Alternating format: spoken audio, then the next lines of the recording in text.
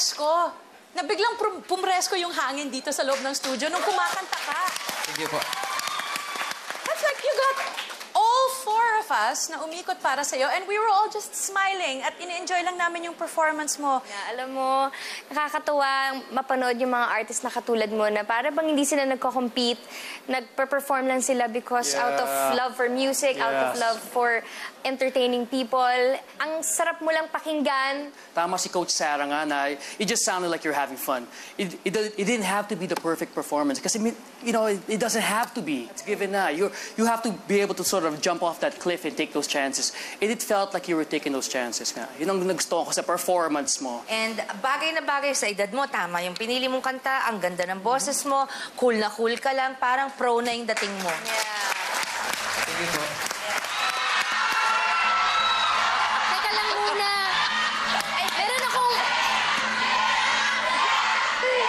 Meron akong pinagawang shirt dito. Ayan. Kung ito lang naman, kahit na panay ang tingin mo kay Coach Lea, ako ay mangangarap lang. Ito pala sa'yo, bagets. Ay, syempre, ayaw pa niyang hawakan. Ilagay ko na lang dito. Ano ba? Paglaba na lang kaya ako. Ito, syempre, kung ako ang pipiliin mo bilang coach mo, talagang magtatrabaho tayo ng gusto. Alam ko na ako ang pinakabata dito na coach, pero ako naman may papangako. Kaganda. May papangako ko sa'yo na very passionate ako, very talagang hardworking ako pagdating sa mga artist ko at MMK? MMK? Okay, kukunin ko na to, ha? Baka mapalaba ako nang wala sa oras, eh. I have something to show you. Wow! Ayun na! This was from the very first season of The Voice. Mitoy was my champion. Okay. This ay galing sa pinaka-recent na season ng The Voice Kids.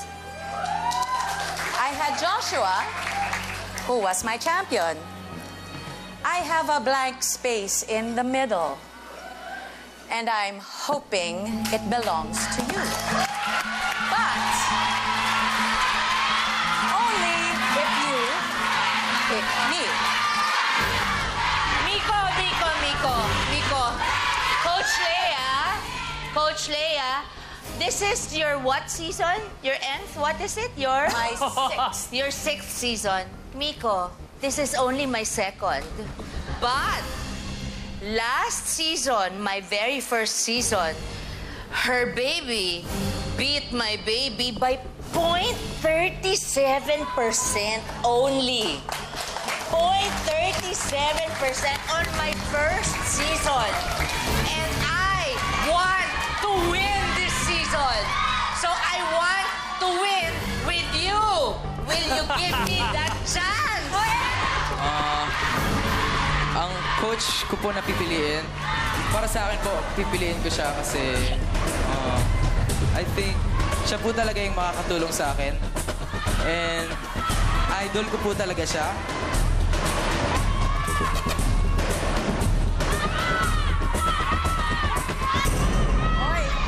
And crush ko po siya.